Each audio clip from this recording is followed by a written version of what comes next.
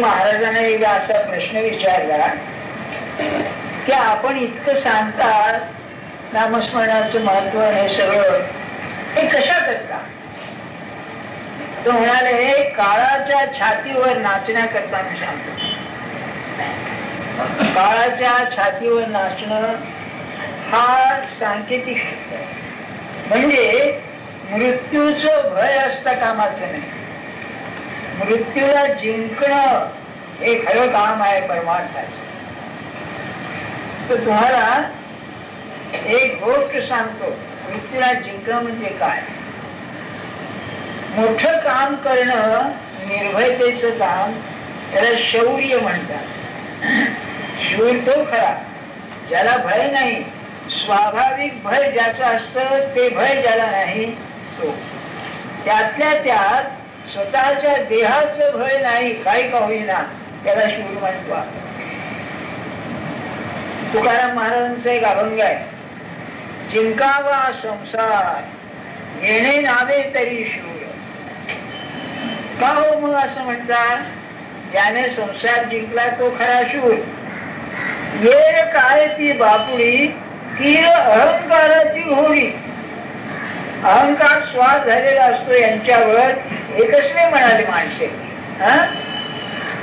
पण आयशा नावे, पण म्हणतो आपण, मी पण केलाय, हे शौर्याचं काम आहे.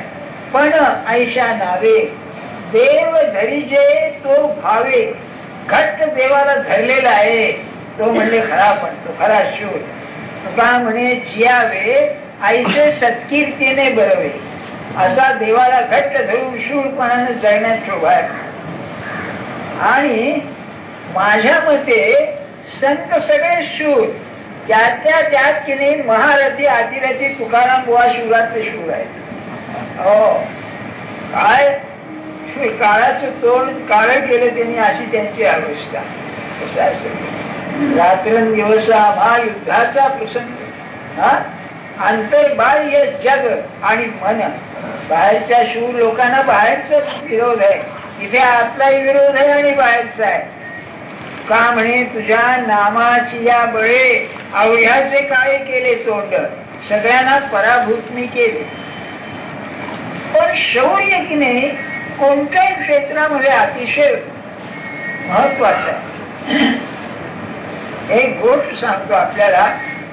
रोमन इतिहासामध्ये ज्युलियस सीझरचा इतिहास आहे. हे डॉक्टर लोक सिझेरियन करतात ना, हे सिझेरियन काय त्यांना माहिती नाही काय शब्द आहे. पोट फाडून पोराला काढतात. सीझर कसा जन्माला आलेला होता त्याच्यावरून सिझेरियन बघा. आणि दिसायला असा सुट्टा होता, हाडकं असा खप्पड झालेले गाल, तुमचा पुरा होता. पण तो कोणत्याही लढाईमध्ये हरला नाही. नेपोलियन सारखं एकच लढाई हरला, वॉटरलूची, आणि ती लढाई गेली, गेल्या सगळं संपलं त्याचं. बरं का? तसा हा ज्युलियस सीझर. काय झालं, तो जेव्हा रोमन साम्राज्य थोडं लोकशाहीमच होत, तो जेव्हा सत्तेवर आला, त्याला निवडला अध्यक्ष म्हणून लोकशाहीचा, तेव्हा तो झोटिंग शहा बनला, डिक्टेटर. याला आता नवीन शब्द आहे सर्वाधिकारी. हिटलर सरकार नेमलं जरा. त्या एक गमतीची गोष्ट सांगतो हिटलरची. हिटलर जेव्हा सत्तेवर आला त्यावेळेला तो प्रेसिडेंट नव्हता, प्रेसिडेंट हिंडनबुर्ग म्हणून होता. हा गेल्या लढाई म्हणला लढवय्या. त्याला सीझर नाही, कायसर म्हणजे सीझर. त्याला बोलवला किंवा आता लढाई आहे, म्हणजे पहिल्या लढाईची गोष्ट सांगतो मी आपल्याला. तेव्हा जर्मनीचा पराभव झाला. पराभव झाल्यानंतर हिंडनबुर्ग प्रेसिडेंट झाला नव्या लोकशाहीचा. हिटलरने सगळी सत्ता आपल्या हातात घेतली. ती कशी घेतली तर हिंडनबुर्ग म्हातारा होता 80 वर्षाचा, 40 वर्षाचा, तेव्हा त्याला नामधारी त्याच्याकडून मत घ्यायचं. तुमचं मत काय आहे, तुमचं मत काय आहे. जगत प्रसिद्ध हा इंडियन ग्रुप, त्याला अपमान करायचा.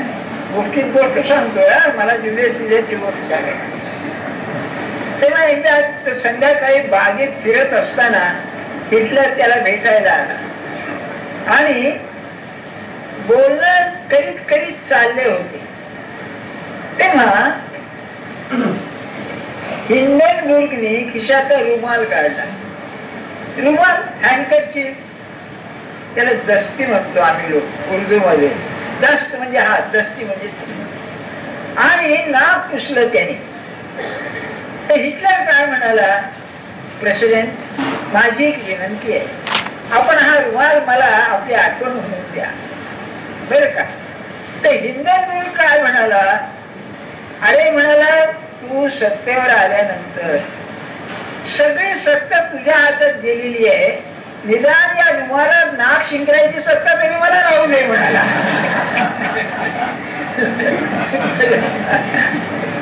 सत्तेचं लफडं असं आहे. तेव्हा पंडित नेहरूंना सुद्धा असंच म्हणाले, व्हर्च्युअल डिक्टेटर. त्यांच्या समोर उलट बोलायची कोणाची प्राज्ञा नव्हती. बरे का, सांगण्याचा हेतू आपल्याला असं एवढाच, असा हा सीझर कडक काम होत आणि स्वतः चांगला आहे, चांगला. पुढे तो बिघडला, इजिप्त मध्ये गेला, तिथे राणी होती, त्या राणीच्या नादी लागला आणि मग त्याला बिघडलं. तर रोम मध्ये परत आल्यानंतर त्याची बायको होती, त्या बायकोचा ज्योतिषावरती विश्वास. तेव्हा 8 दिवसांनी 15 दिवसांनी सेनेट मध्ये जावं लागेल. सेनेट हा अमेरिकन शब्द आहे ना, आपल्याकडे सभा लोकसभा, लोकसभेत जावं लागेल त्याला. तेव्हा आता दुसऱ्या दिवशी लोकसभेत जायचं होतं आणि तिला रात्री स्वप्न पडलं की सीझरची मिरवणूक निघालेली आहे तिकडे जाय करता, आणि एक सिंह अंगावरती आला आणि त्याला फाडून टाकलं त्याने. तेव्हा ती काय म्हणाली बरं का, तिचं नाव कॅल्फर्निया, की तू आज जाऊ नकोस. का नको जाऊ, मी जाणार म्हणाला. तर म्हणलं असं मला स्वप्न पडलं, तो जो ज्योतिषी सांगतो स्वप्न ती खरी असतात, तेव्हा तुझ्यावरती जीवनाचं संकट आहे. तो म्हणलं काही झालं तरी मी जाणार. तर मध्ये सांगतो काय अडचण होती. याचा प्रतिस्पर्धी होत आहे कॅसियस. तेव्हा कॅसियस याच्या विरुद्ध कारवाई करायचा, तेव्हा त्यांनी त्याला हद्दपार केलेला होता. त्याच्या बाजूचे जे लोक होते ते कटवाले होते, त्यांनी कट केला, याला मारायचा, सीझरला मारण्याचा कट केला. तेव्हा त्यांनी असं ठरवलं की या कॅसियसला पुढे करून तो मला क्षमा कर, अमकं कर, तमकं कर करून त्याला विनंती करायची. त्यांचं सगळं ठरलेलं होतं. तो हा कट शिजलेला जो होता त्याच्यामध्ये याचा परममित्र ब्रूटस म्हणून होता. त्याची गंमत अशी होती, तुम्ही म्हणाल ज्ञानेश्वरी हे लपड कशाला, फार महत्व म्हणून सांगतोय, मृत्यू ही काय असते कल्पना म्हणून सांगतोय. तेव्हा ब्रूटस याचा मित्र, जीवनच कंठस्थ मित्र, तो त्या गटामध्ये होता. म्हणजे केवढा विश्वासघात आहे बघा.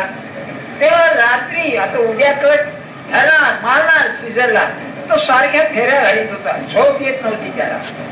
तेव्हा त्याची बायको काय म्हणाली त्याला, तुला काहीतरी रोग झालाय मनाचा, काळजी लागली आहे, तू काय आहे ते मला सांग. नाही काही नाही, आमचं नाही तसं नाही. तिने काय केलं, एक चाकू घेतला आणि आपल्या मांडीत खुपसला आणि त्याच्या समोर आली.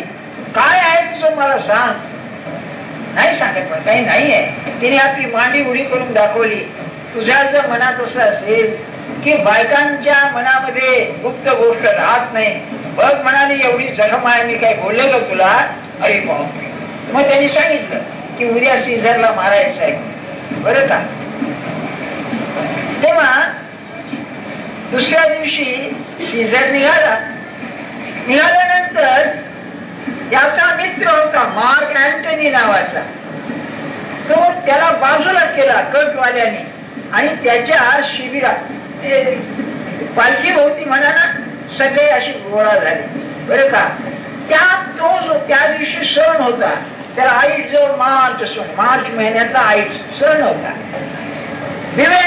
आईज ऑफ मार्च असं तो 2 वेळा म्हणाला. संभाळ आज कठीण आहे. हो बेदरकार होता सीझर, म्हणजे शूर माणूस. गेल्यानंतर पायऱ्या चढता चढता कॅशियस आला म्हणाला, सीझर माझी विनंती आहे की तू हे हातपाळी कॅन्सल करून टाक. नाही म्हणाला, होणार नाही. म्हणून तो बसला, सिंहासनावर बसला. बसल्याबरोबर ते सगळे आले आणि त्याचे आपले जंबी म्हणजे सूर्या घेऊन त्याच्या शरीरात खुपसल्या. काय तर ट्रेटर्स ब्लड, या दुष्ट माणसाचं रक्ताने आमचे भिजलं पाहिजे बरं का. त्यामध्ये ब्रुटस पुढे आला. सीझर प्रत्येकाला धरून खेचत होता. कॅशियसला त्याने आळवा पाडला. शौर्य काय असतं मृत्यूचं मी सांगतोय आपल्याला. हा इतिहास आहे, काही नाटक नव्हे बरं का. पाहिल्यानंतर ब्रुटस आला हे घेऊन, आणि त्याला जेव्हा पाहिला तेव्हा त्याचं प्रसिद्ध वाक्य आहे, डाऊ टू ब्रुटस, आणि तू सुद्धा कटात आहेस. Then Caesar fall. सीझरने प्रतिकार करणं सोडून दिलं आणि मग प्रत्येकाने आपली चाकू त्याच्या रक्तात भिजवला आणि त्याला मारून टाकला.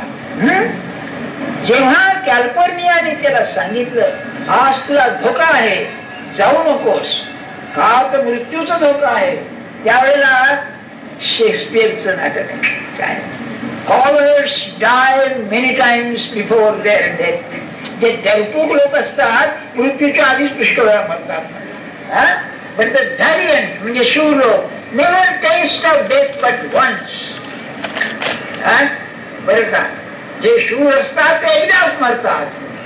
पुढे म्हणतो of all the wonders I eight have heard, जे वेळातले आश्चर्य पाहत आहे त्यापैकी हे आहे, of all the wonders that I have eight heard, it is saying that main should fear death. लोकांनी मृत्यूला घाबरावं. मग शेवटचं वाक्य आहे त्याचं, seeing that death is a necessary end will come when it will come. जेव्हा मृत्यू यायचाच आहे ना, येईल तेव्हा येईल बरं का. तेव्हा हा जो क्षत्रियामध्ये शूरपणाचा आविर्भाव असतो त्याला अशी एक भावनेची पार्श्वभूमी आहे. यावेळेला मनुष्य बेफाम असतो. आपल्याला माहिती आहे ना, तानाजी नव्हे तो हा शिवाजी तोरण्यावर जाताना मध्ये त्याला त्या खिंडीमध्ये मारला तो बाजी प्रभू. त्याचं मुंडकं उडवलं असताना 5-10 लोकांनी देहाने मारला. त्याच्या देहाने मारला इतकं त्या शरीरात भिडलेलं होतं ते.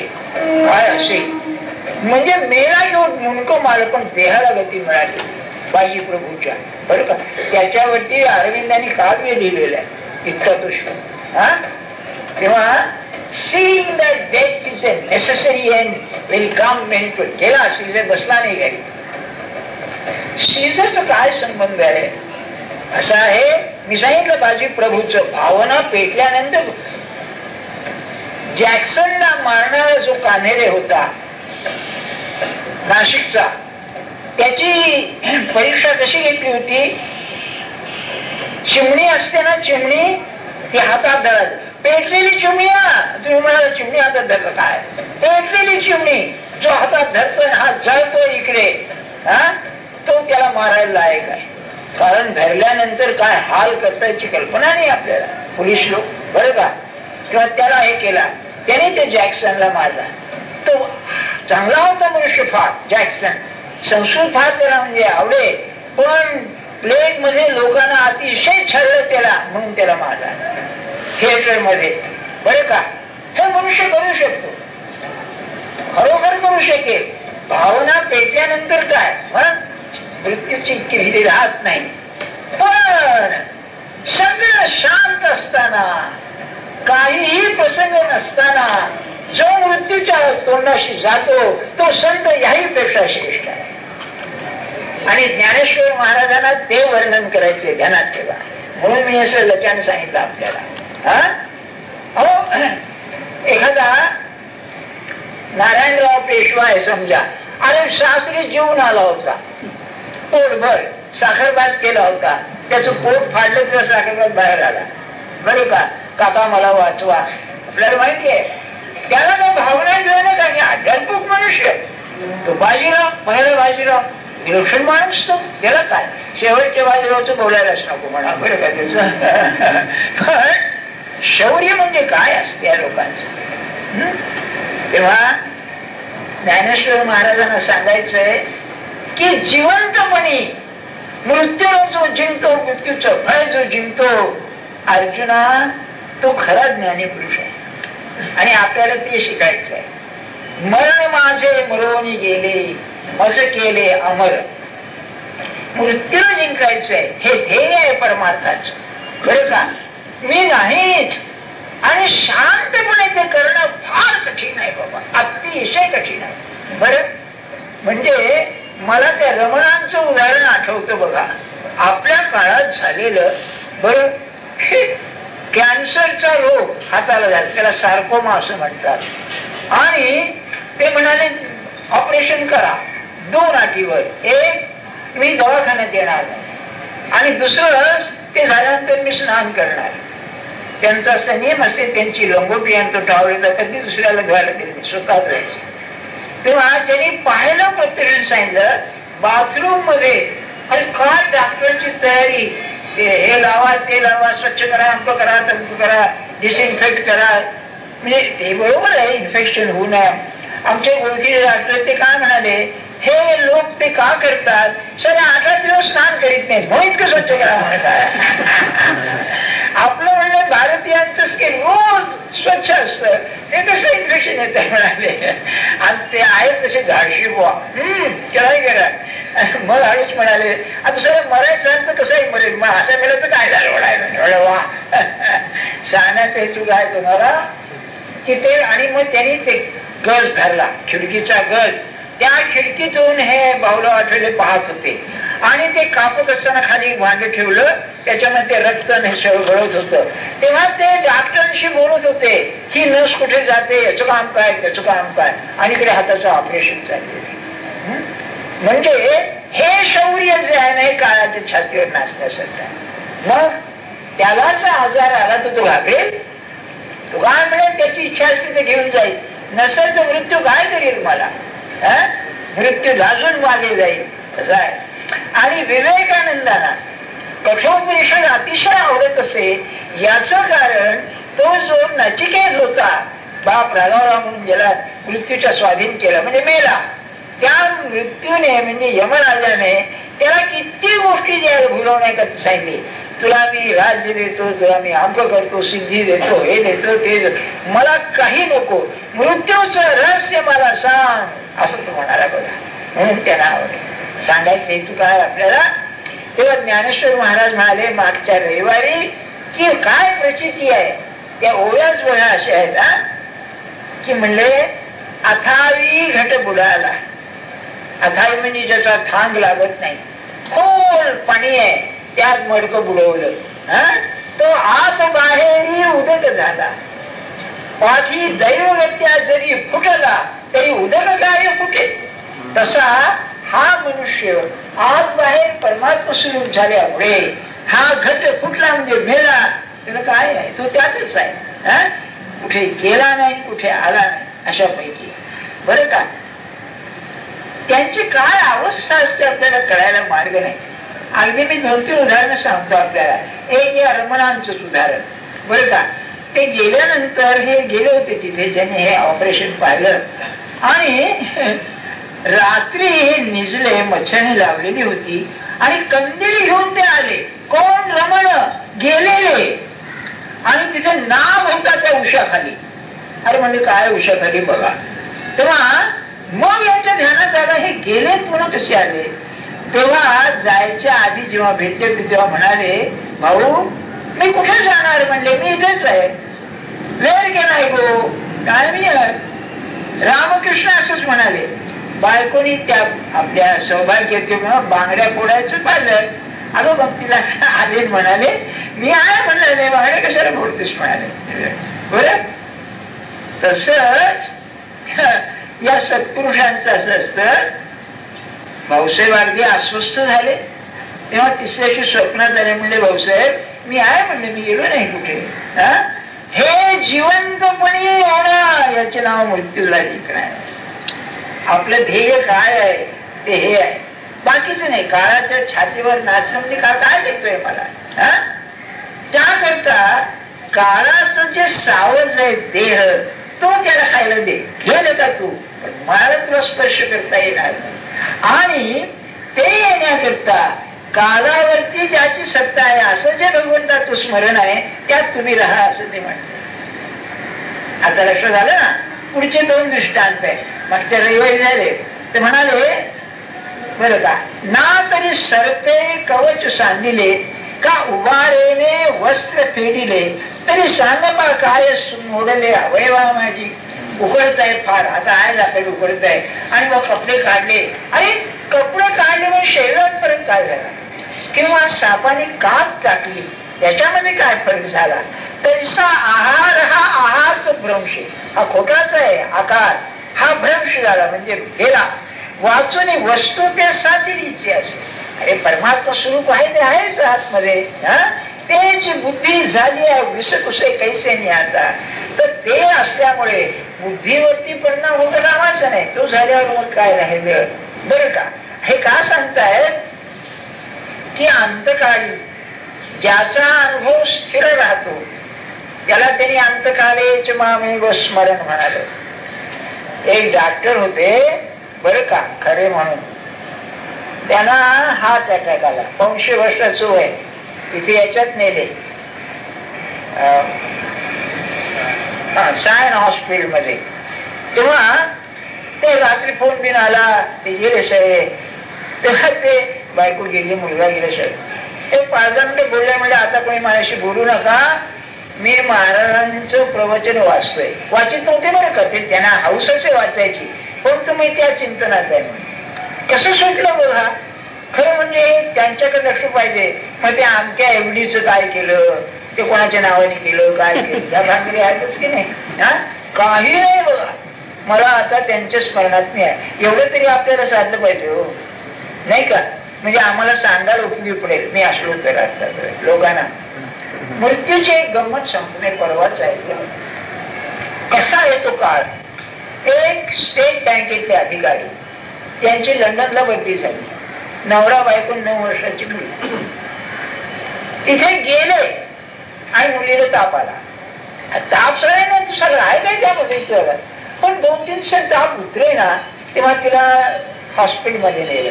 त्याने मेनिंजायटिस म्हणून सांगितलं. आणि 7 दिवसामध्ये मुलगी मेली. काळ म्हणतात तो सर. ते तसे परत आले 8 दिवसांनी. कसं नोकरी कसं काय. आपण कसे दारावरून झोपतो आहोत नाही का. बरं असं तरी पाहिजे. लोकमान्यांच्या सारखं ते काय म्हणाले, जर माझं काम चालू असून मृत्यू आला तर त्याला मी सांगेन माझं काम व्हायचंय, बाहेर थांब थोडा वेळ म्हणून. काय भाषा होई बघा. असं अंतकाळचं पाहिजे. मला नाम घ्यायचंय, थांब माझा नियम व्हायचा आहे अजून, त्या तुझी काही मात्र चालणार नाही. मला खात्री आहे ते जर ठेवलं तर बरोबर गुरु मदत करतील. त्याचा नियम होऊन मग चला आता. नाही का. हा जात नाही, लोकच नेतात त्याला म्हणा. काय बघा, हे शिकलं पाहिजे हो. तुम्हाला या की नाही नुसते याच्या गोष्टी वाटतात, गप्पा वाटतात. तुकाराम महाराज जेव्हा निघाले तेव्हा बायकोला म्हणाले, चल म्हणाले.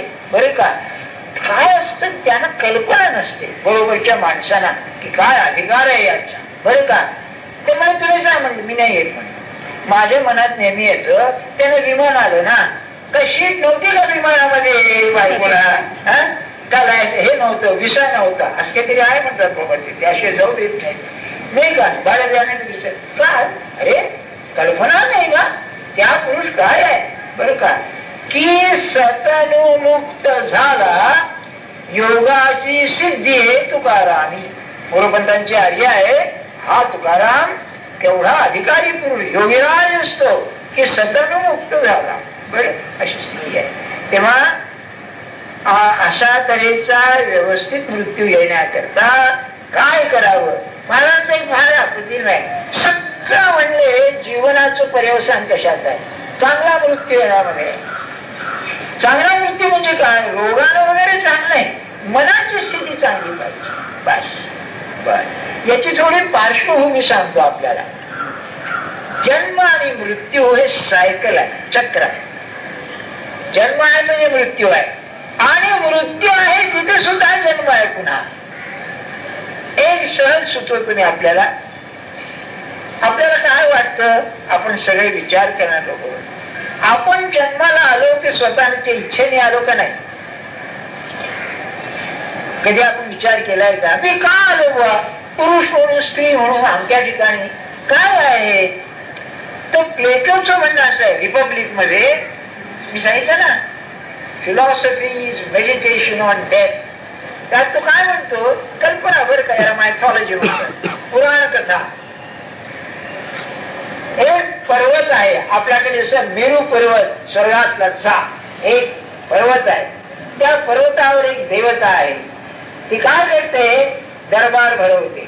आणि ते जे मेलेले लोक असतात, सोल्स, आत्मे असतात, किंवा तरी मेलेले तिसरे जमतात. आणि मग 3 पर्याय असतात. एक तत्वज्ञानी म्हणून जन्म घ्यायचा, किंवा शूरपुरुष क्षत्रिय वॉरियर म्हणून जन्म घ्यायचा, किंवा ट्रेडर वैश्य म्हणून जन्म घ्यायचा. गुलामाचा जन्म कोण मागतोय? बरं, तेव्हा तुला कुठे जायचंय? मला कलावंत म्हणून जायचंय, जा. म्हणजे त्याचं म्हणणं असं, तुम्ही जी इच्छा कराल त्याप्रमाणे जन्म येईल, असं त्याचं म्हणणं. आपल्याकडे काय म्हणणं आहे भारतीयांचं, की तुमची अंतकाळी जी वासना असते ती वासना पुढे तुम्हाला जन्माला लागते. तुम्हाला मी एक गोष्ट सांगितली 3-4 रविवारापूर्वी, आठवतं का? नाही, रामकृष्णांचा आधी सांगतो. त्यांचा तो जो माथुर होता ना, माथुर हा विषयासक्त होता. मग तू काय करायचं? रामकृष्णाला 1-2 वेळा त्यांनी खाली गाडीत बसवलं आणि आपण वर वेशेकडे जाऊन आला. बरं का? आजा त्यांचं चरित्रच आहे. तर ते म्हणाले, हा कुठेतरी राजकुलात जन्माला गेला असला पाहिजे म्हणाले, मेला तेव्हा. कारण तिथे भोग भोगायला मिळते, तिची भोग वासना शिल्लक होती. म्हणजे आपली जी वासना अंतकाळी आहे त्याप्रमाणे पुढे जन्म आहे आपल्याला. बरं का?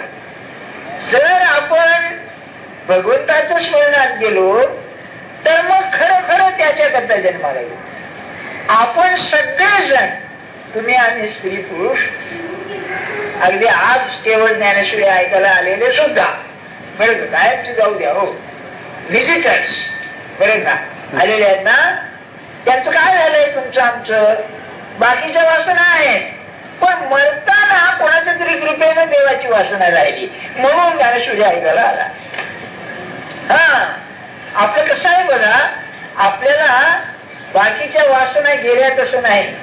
बघा तुम्ही, खायला प्यायला पाहिजे, कपडे चांगले पाहिजे, लोकांनी चांगलं म्हणायला पाहिजे, सगळं जे खरं वाटतं सगळं आहे, पण त्यातही मध्ये येतं नाही, थोडी चोपई करू की याच्यामध्ये, असं आहे आपलं थोडस. तर ती वासना आहे ना, ती तिथे आहे. अंतकाळी आपल्या गुरुने केव्हा तरी तेव्हा त्या जीवाला हलवून वासना केली. काय होतं? मनुष्यकडे लाचार होतो. मला अनुभव नाही, पण आपल्याकडे येणारे एक ग्रस्त होते, त्यांनी मला सांगितलं, ते पुढे 2 वर्षांनी गेले. त्यांना टायफॉइड झालेला होता. ते भासेकर हॉस्पिटलमध्ये काहीतरी पुण्यात आपलं मुंबईत आहे, सँडर्स रोडला आहे मला वाटतं, त्याच्यामध्ये ते होते. तर त्यांना पहिल्या कधी स्क्रॉफिला झालेला होता, तो बरा झाला ऑपरेशनने, बरं का. आणि पुढे मग ते त्यांची दाबी पाळत त्यात ते म्हणाले, मी असं पाहिलं की मी मेलोय, मला मृत्यू आला, मी पाहिलं म्हणाले, मी देहाकडे माझ्या पाहतोय, माझी बायको रडत होती, मी मनात म्हणतोय अगं मी मेलो नाही, पण तिला बोलताय, तिच्याशी कम्युनिकेशन आहे, बोलता येईल ना, देह नाही ना बोलायला, बरं का. आणि मग पुढे तो आलायच्या पुढे 2 वर्ष होतात. सांगण्याचा हेतू काय आपल्याला, की आपल्याला अंतकाळी काय वासना होती हे अतिशय महत्वाची होती. पण ती वासना चांगली होण्याला आड काय येत हे ज्ञानेश्वर महाराज आज सांगताय. बरं का, त्याचा आता 2-4 वेळाचा सारांश.